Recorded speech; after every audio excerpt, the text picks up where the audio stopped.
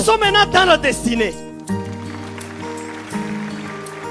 Si vous êtes trop pressé dans la destinée, Je t'informe encore au nom de Jésus. En toi, il y a un Dieu fort.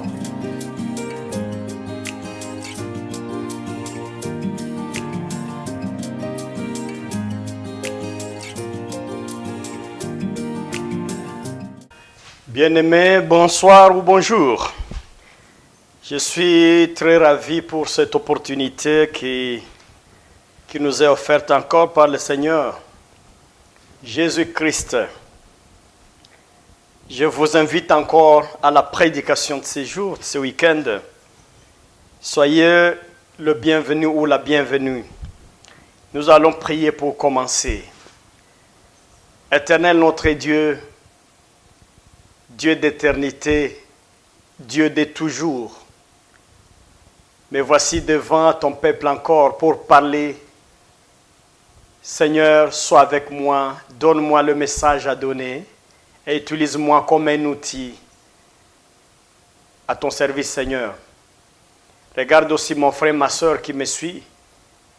Fais que ce message lui apporte de l'aide, des consolations, qu'il puisse trouver des transformations au fur et à mesure, Seigneur. Je sais que ta parole vivifie, ta parole renouvelle, ta parole transforme les gens. Seigneur, fais ceci. Au nom de Jésus-Christ. Amen.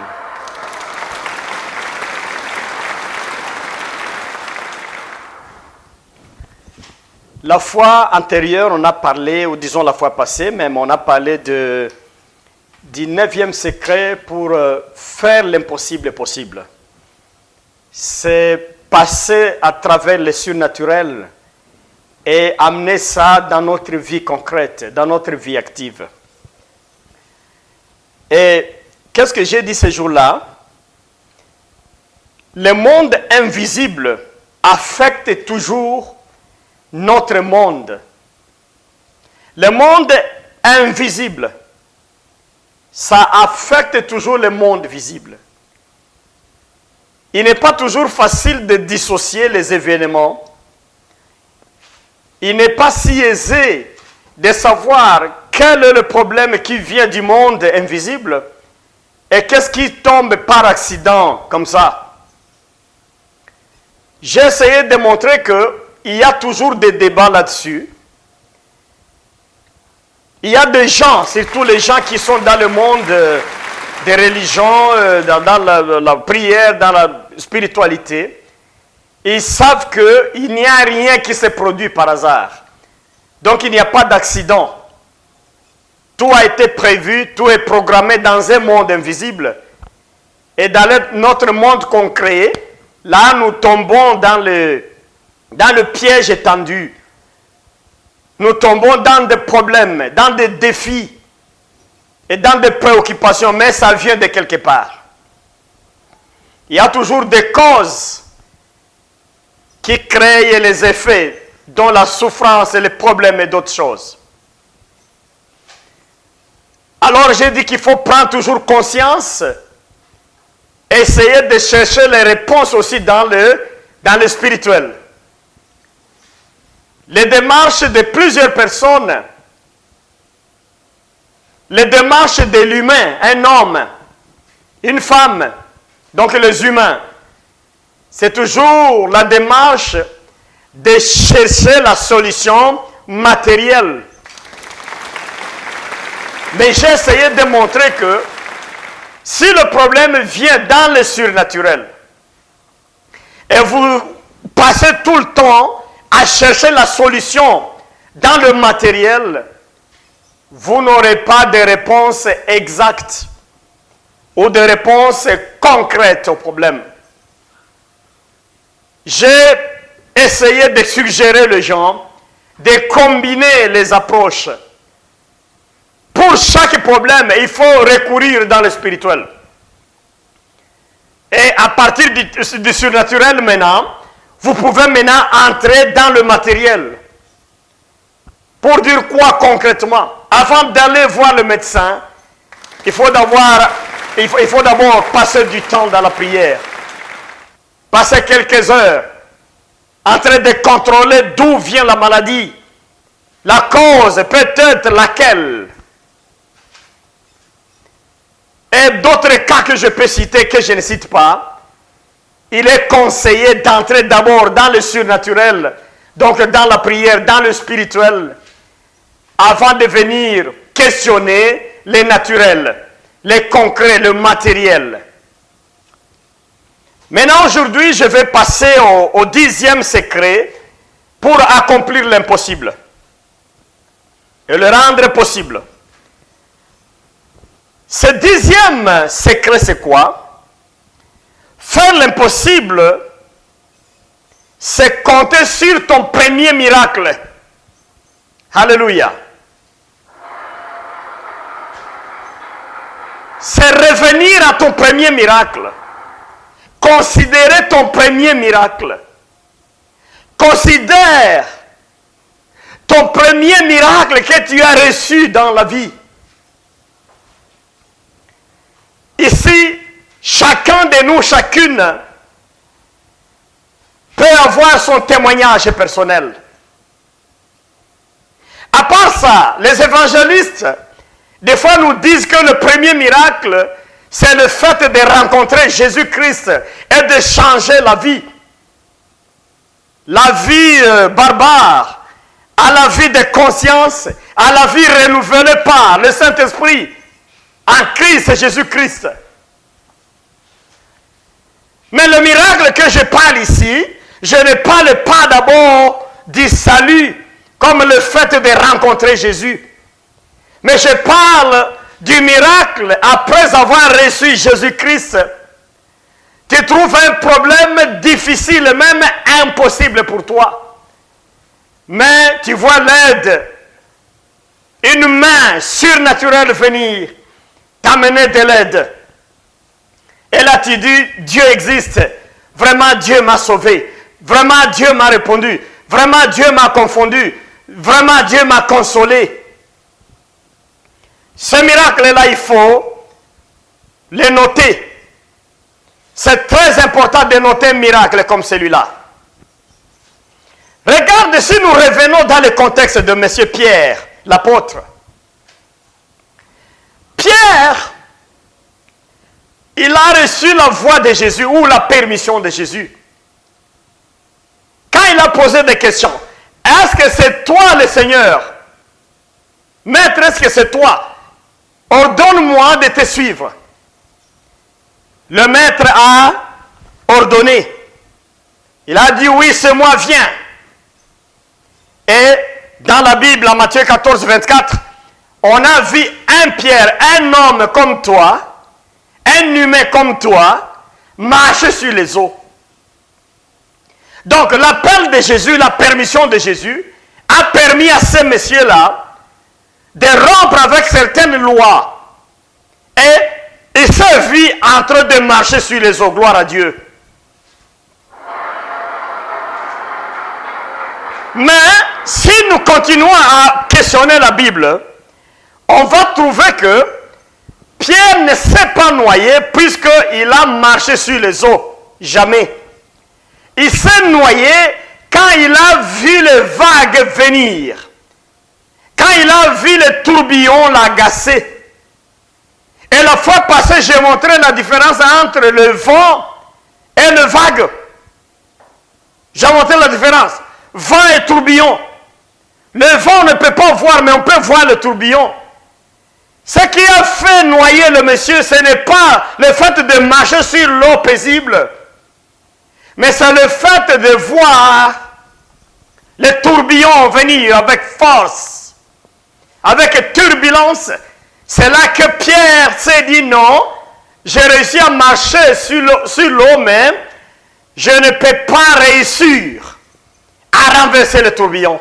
C'est à ce moment-là qu'il a commencé à noyer ou à se noyer. Et Jésus a intervenu pour le retirer de ces problèmes-là.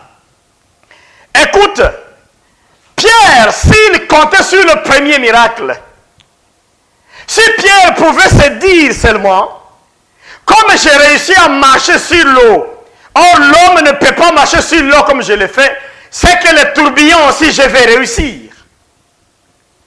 Mais qu'est-ce qu'il lui a fait? Il marche d'abord bien, mais après il voit un autre ennemi. Donc le tourbillon, c'est le second ennemi. Le premier, c'était d'abord l'eau, puisque l'homme ne peut pas marcher à pied sur l'eau comme ça. Il faut avoir des outils pour ça. Alors, quand il voit le deuxième ennemi, il commence à échouer. Écoute, le premier impossible de Pierre n'a pas affecté sa foi. Mon frère, ma soeur, écoutez, le premier miracle que tu as vu, ça visait beaucoup de choses dans ta vie. Dieu voulait en même temps t'enseigner, maintenant à dépendre de lui. Il voulait t'amener d'avoir une foi vive, une foi forte. Une foi qui dit ceci: comme j'ai gagné la fois passée, comme j'ai vaincu la fois passée, je vais encore vaincre. C'est la chose que Pierre a échoué de faire. Il réussit d'abord à marcher sur l'eau, mais avec le tourbillon, il commence à se noyer. Écoutez, quand Dieu te fait réaliser l'impossible, il te rassure de sa présence à côté de toi. Le miracle n'est pas seul. Le miracle, c'est le surnaturel dans le naturel. Tu peux guérir un malade. Tu peux toi-même te guérir, par exemple. Tu peux transformer une vie, là, tu changes, et puis le merveille entre venant de Dieu, avec toi-même, avec la bouche, la foi, tout ça. Mais quand Dieu accepte que tu réalises un miracle à côté de toi, sache qu'il te donne un message que d'autres choses qui viennent, d'autres dangers, d'autres circonstances, d'autres épreuves, tu es à mesure de les gagner avec la même foi, la foi qui ne chancelle pas. Malheureusement, l'homme, ou les humains que nous sommes, on est toujours en train d'échanger. Lundi, j'ai une foi forte. Mardi, je trébuche.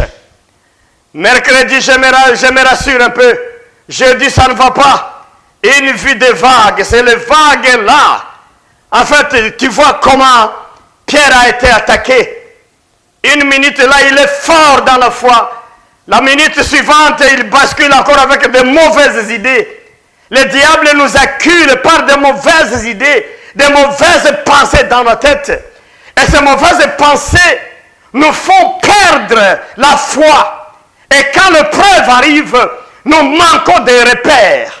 Nous nous disons que nous n'allons pas nous en sortir.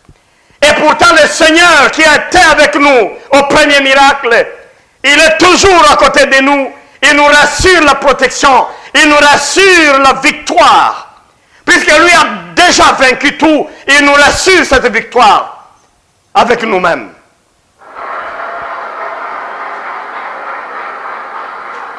Je me rappelle le cas de Moïse, que beaucoup de prédicateurs citent toujours. Moïse, Dieu le cherche dans le désert, chez les Madians, ou chez les Madianites, j'allais dire.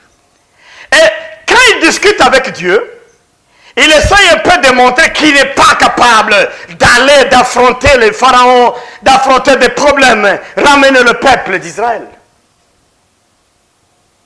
Mais Dieu le rassure. Je serai avec toi. Dieu montre un premier signe à Moïse. Il dit, toi écoute, je vais te faire comme un Dieu devant Pharaon. Regarde le bâton que tu as. Jette-le par terre. Moïse essaie de jeter son bâton par terre. Et quand il jette le bâton par terre, il trouve que ça change en serpent. Et puis il veut fuir. Dieu dit non, reprends ça. Prends par la quai. Il reprend le bâton et ça revient encore à la forme originelle. C'était le premier miracle que Monsieur Moïse, j'allais dire, Moïse a vécu. Moïse a vécu ce premier signe-là, des miracles où lui-même exécute quelque chose. Il avait déjà vu le buisson ardent, oui, ça peut aussi être un miracle. Mais là où lui-même agit, c'est quand il a jeté le bâton par terre et le bâton a changé en serpent et puis de serpent au bâton encore. Dieu montre à Moïse que lui peut donner la vie et ôter la vie. Il peut ôter la vie et redonner la vie. Il montre à Moïse la puissance de Dieu. C'est une puissance qu'on ne peut pas comparer au Dieu Baal, au Dieu Pharaon, au Dieu de l'Égypte, ainsi de suite. C'est la puissance surnaturelle. C'est la puissance au-dessus de toutes les puissances qui existent. Mais écoutez, regardez partout où Moïse est passé, c'est toujours le bâton qui opérait. C'est toujours le bâton qui opérait, le bâton de Moïse. Situe un peu Moïse devant la mer Rouge, avec le peuple, avec tous les problèmes qu'il a vécu là. Il a reçu les critiques de gens et les pressions de ses collègues et de toutes les tribus d'Israël. Moïse, quand Dieu le parle, il dit, mais pourquoi vous m'appelez? Qu'est-ce que tu as en main? Dieu voulait rappeler à Moïse que le premier miracle que tu as reçu, c'est ça le soubassement, c'est ça la base. Utilise encore ce bâton, tu vas voir. Le même bâton qui s'est transformé en serpent, c'est le même bâton qui a tracé la mer en deux, en laissant le passage au milieu. Gloire à Dieu. Donc, ici, je t'amène à voir, bien-aimé, le premier miracle est crucial.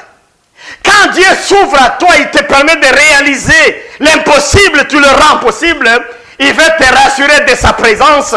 C'est que tu peux toujours continuer dans l'obéissance et dans l'humilité. Tu auras beaucoup de choses à réaliser dans ce monde. Sa parole nous soutient. Jésus a dit ceci à ses disciples. Tout ce que je suis en train de réaliser, vous ferez ceci et plus que ceci encore. Si vous demeurez dans ma volonté, vous demeurez en moi et moi en vous, vous allez réaliser des choses comme ça de merveille.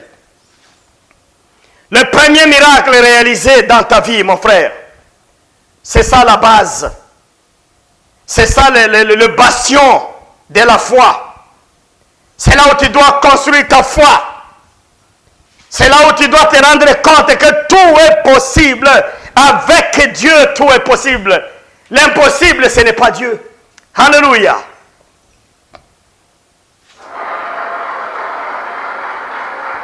Juste une petite illustration de David aussi. La victoire de David sur l'ours. La victoire de David sur le lion. C'est la même victoire qui continue. David est rassuré. Il est rassuré. Il dit, mais écoutez, Goliath, c'est un homme géant. Je vois la taille. Il est surentraîné. Mais une chose est vraie. Il ne peut pas avoir la force d'un jeune lion. Il ne peut pas en avoir. Il ne peut pas en avoir. David s'est servi du premier miracle pour aller en avant. Mais dommage aujourd'hui, beaucoup de chrétiens. Tu le trouves ce dimanche, il te témoigne partout, Dieu l'a aidé, les merveilles, les miracles qu'il a vécu. Mais l'autre dimanche, il commence à fuir un problème, il commence à pleurer encore, à pleurnicher, il commence à accuser partout, il commence, je ne sais pas moi, même à accuser Dieu. Et pourtant le dimanche passé, il disait, j'ai un Dieu fort, Dieu a fait ceci pour moi. Le Dieu qui a fait ceci pour toi, va faire cela pour toi. Alléluia. Quand Dieu commence à faire ceci pour toi, c'est qu'il te dit qu'il fera toujours cela et cela et cela pour toi.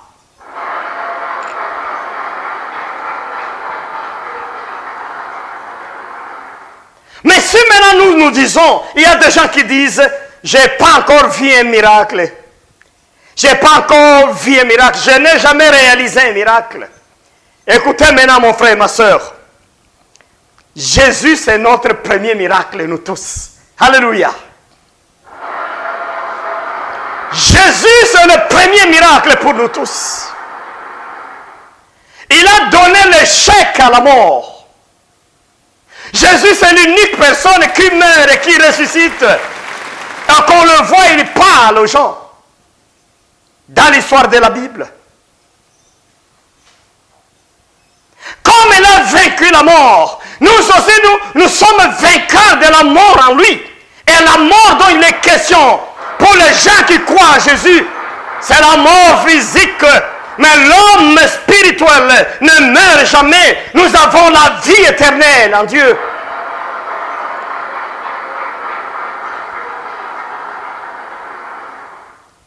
Jésus a vaincu la souffrance. Il a eu beaucoup de souffrance sur la croix. Les quelques-uns là qui parlent de sa mort, tu vois comme quelqu'un qui portait le corps comme nous, c'est des grandes tribulations, grandes souffrances que Jésus a traversées pendant ce temps-là. Mais pourquoi il a souffert comme ça? Il a souffert comme ça, c'est notre premier miracle pour être victorieux devant la souffrance. J'ai encore prêché une fois, j'ai dit, maintenant la souffrance est nulle à cause de Jésus-Christ.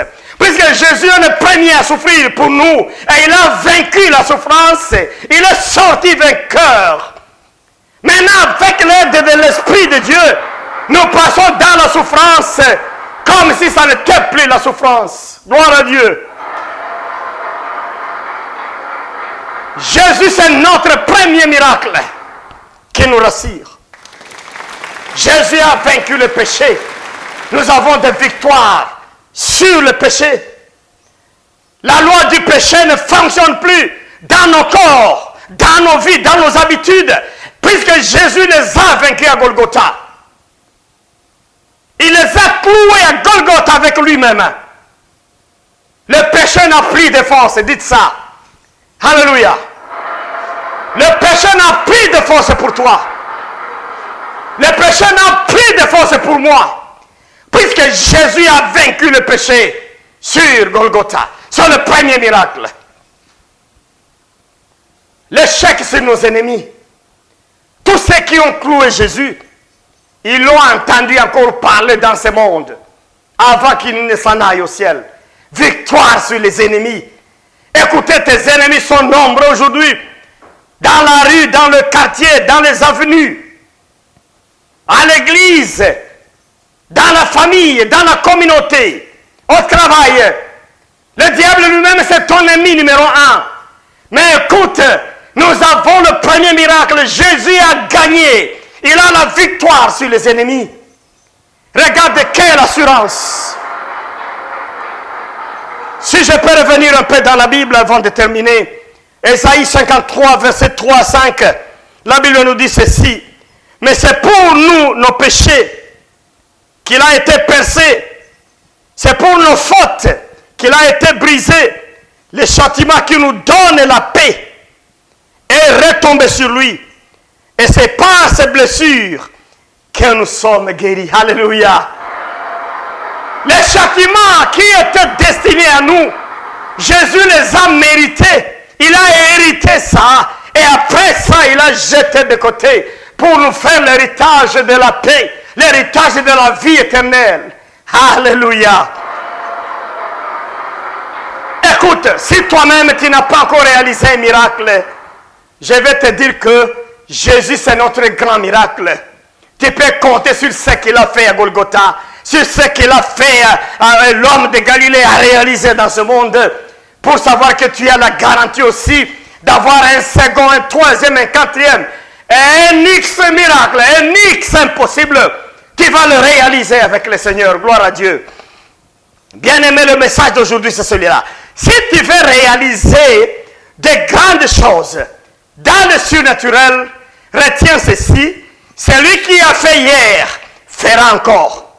Si Pierre savait ça, si Pierre mettait ça dans sa tête, que celui qui l'a aidé à marcher sur l'eau va l'aider aussi à réussir la marche sur le tourbillon, il n'allait pas trébucher, il n'allait pas tomber, il n'allait pas descendre, il n'allait pas essayer de se noyer, mais il a perdu ça. Toi aussi, tu arrives de perdre ça dans ta tête.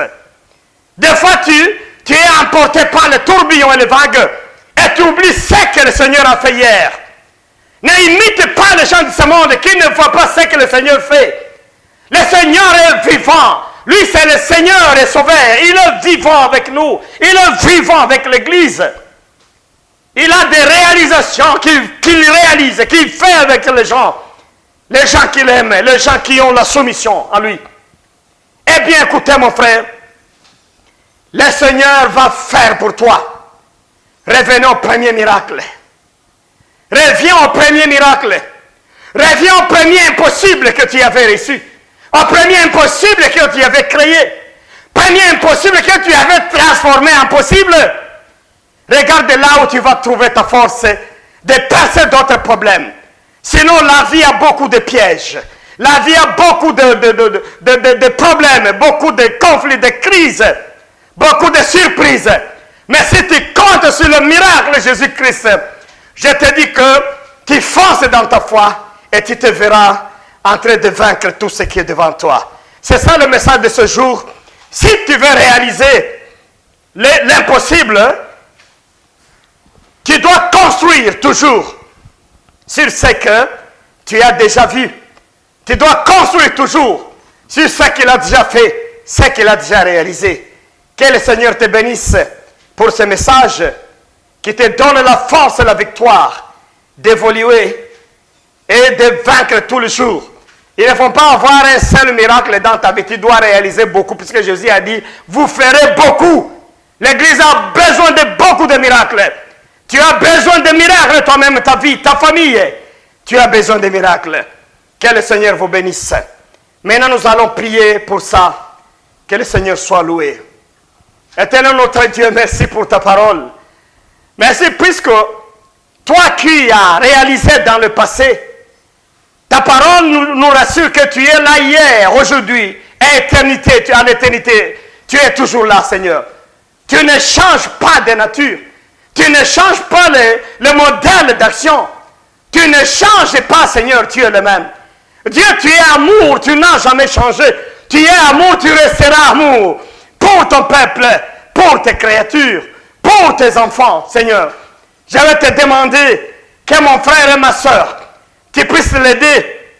Je le vois, il a oublié ce que tu as fait avant-hier. C'est ça le mal de nous les hommes. Nous les humains, nous oublions facilement.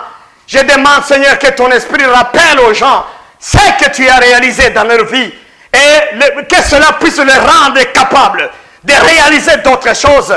Puisque toi, Seigneur, tu es un Dieu qui réalise, un grand réalisateur de miracles, un grand réalisateur de hauts faits. C'est toi, Seigneur, un grand réalisateur de l'impossible, impossible. Le Dieu le Tout-Puissant, le plus élevé de toute autre puissance, autorité. C'est toi, Seigneur, agis dans la vie de ma soeur. Agis dans la vie de ma soeur. Agis dans la santé de mon frère. Agis dans la santé de celui qui m'écoute. Agis au nom de Jésus. Agis au nom de Jésus. Agis au nom de Jésus. Alléluia.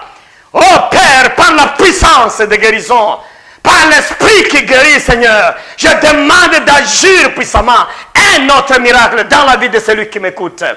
Ah, Père éternel, transforme la vie des gens, que leur foi puisse se raffermir encore, qu'ils puissent avancer toujours devant, sachant qu'ils sont avec toi, Seigneur. Celui qui a réalisé hier, c'est celui qui va réaliser aujourd'hui, et demain il va réaliser. Son nom, c'est Jésus-Christ que tu es, Seigneur des Seigneurs. Seigneur, je te bénis pour ça. Bénis ton peuple partout où ils sont. Au nom de Jésus-Christ, j'ai ainsi prié. Amen. Soyez bénis. Un bon week-end pour tous. Amen.